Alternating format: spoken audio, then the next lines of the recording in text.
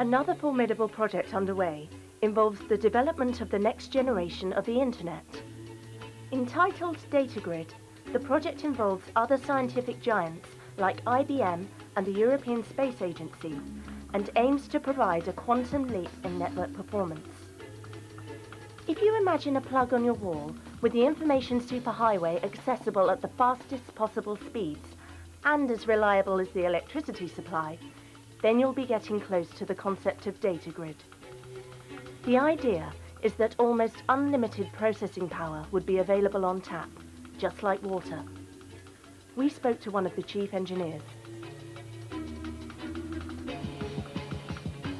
It's quite natural that in a place like CERN, where we have the means and expertise, to try new, novel approaches to traditional computing, put the two things together, the availability of these kind of solutions and the big problem, you put them together and you come up with the idea of the grid. We can now start to build computer centers, not just in one location, but distributed geographically through a very large area. The metaphor was coming from an analogy with the power computing grid. Everybody has experience with the power grid. You use power grid to power, your camera, your lights. Maybe if we can, leverage all those, computing power here and there, you plug in your laptop, and behind the wall you have an entire, grid, an entire network of computers that are there to provide you with a very simple interface, all the computing power you need, all the data processing you need in a very easy way. Then you will have at your disposal this way of putting together computing resources and build this very large virtual computer center for large communities. So any community, not necessarily science, can then come next and use it. Design an airplane or even design a diesel engine requires expertise which is dispersed. With the computing grid, that would be much easier. So there is a lot of preparation here to build the computer fabric that will be used here locally, but it will also be connected through the grid to the rest of the world. Around this wall, there is, the largest aggregation of fibers in scientific environment of Europe. CERN is currently engaged in one of its greatest challenges, the construction of a new accelerator, the Large Hadron Collider, or LHC, where high-intensity proton beams will collide head-on at unprecedented energies. With the participation of the United States, Japan, Canada, and other European countries, the LHC will form part of the existing superstructure, an integral part of which is the construction of a giant scientific instrument called Compact Muon Solenoid, or CMS. We went to see the latest upgrade at CERN. In fact, what we're building is essentially a very large microscope to measure things such as the momentum of particles. Now, when you have a charged particle such as an electron that is moving inside a magnetic field, what happens to it is it curves. And the amount that it curves tells you what its momentum is.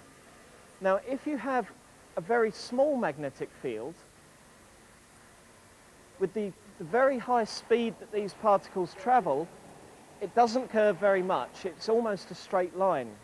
So what you want to do, or what we've chosen to do in our case, is to build a very, very powerful magnet that then bends the particles a lot. The area or the volume that measures the bend, we want to make as large as possible, which then increases our accuracy.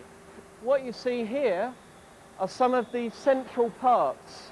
Now, the whole of CMS is designed around a very large solenoid magnet. This is the largest solenoid magnet ever built. The magnetic field that it will produce is 4 Tesla. Now, that's 100,000 times that of the Earth's magnetic field. This solenoid is superconducting, which means that it has to be kept at nearly absolute zero temperature. To do that, we need a large vessel, a large tank to enclose the magnet. The outside of that tank is what's behind me here in the steel. The amount of iron that we use just to construct the outer part of our detector is roughly the same as that used in the Eiffel Tower in Paris. So it's thousands of tons, many thousands of tons of iron put together with extreme accuracy. So this large ring behind me supports this tank that then supports the magnet. So this is one of the most important parts of CMS. When we actually run the experiment, we'll be 100 meters underground. So we have to move all of the finished pieces underground 100 meters into a large cavern and then assemble the pieces together like a big jigsaw puzzle. We essentially have a large hole, 100 meters deep, around 20 meters diameter. And when we're ready, when everything has been built up here, we'll remove the side of the hole, extend the hole to cover this hole, and then rent a large crane from a shipyard that can carry pieces of 2,000 tons and lower each part down into the position and put them all together. In the 1970s, we built quite a big underground accelerator, 6 kilometers in circumference. And then in the 1980s, we built a much bigger tunnel, this time 27 kilometers in circumference. That tunnel is essentially the same size as the Circle Line tube in central London. Now that was built around 15 years ago now, but we'll reuse that same tunnel to put the LHC inside.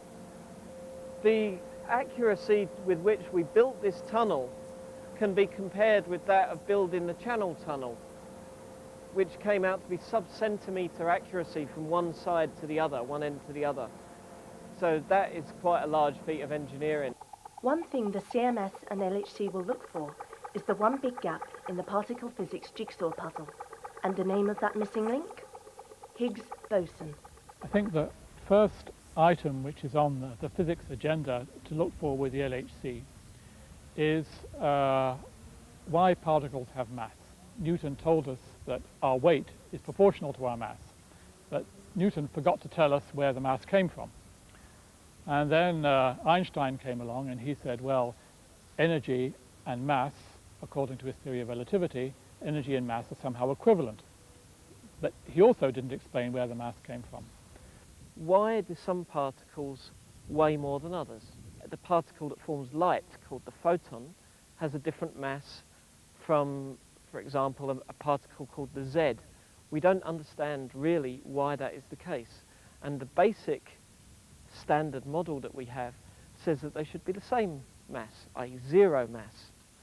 Now there is an extension to our standard model that tries to explain this mass difference. This theory was developed by, amongst other people, a professor at Edinburgh University called Peter Higgs. The theory is that there is this field which exists throughout the universe, a little bit like an electric field, but a different sort of field. Together with this field, there is a particle called the Higgs particle, and it's that Higgs particle which gives everything its mass. And so that's one of the primary things that we're going to be looking for with the LHC. But why do we want to study particle physics? How does it affect our everyday lives? Particle physics has some applications to our everyday lives. A lot of the techniques that we've developed for studying particle physics have also been used for medical applications. It pushes mathematics, it pushes technology. It also gives people who have done the studying some equipment for thinking. General relativity, when Einstein came up with this, nobody thought it was going to be useful for anything at all. But in fact, the GPS satellites, which for example jumbo jets need to land nowadays, that would all go wrong if the effects of general relativity weren't taken into account. It's something that we do in the same way as, say, we climb the Himalaya mountains and we go down the Mariana Trench and we go to the moon. Some people paint beautiful pictures, others make nice films. It's a cultural thing. So what is unique about CERN? There's no such thing as a virtual laboratory or an experiment on paper. You can think about an experiment, but in the end, you've got to do it, and you've got to repeat it as well. You know, it has to be done in certain circumstances so that anybody wishing to do it again can do it again. Now, in order to do that, you need machinery. And so what you do is you become a member, a founding member of CERN, and you do your experiments here. It's in the restaurants of Geneva that a visiting scientist discovers the true flavour of CERN. At surrounding tables, animated discussions about high-flown theories, intricate experiments, or the best places for skiing are going on in broken English and half a dozen other languages. The laws of nature are almost the only ingredient of human culture that are more or less safe from ideological differences, and people from all over the world work together at CERN towards a common goal, a deeper understanding of the material world. In that sense, CERN's cafe culture may be as important as the big science.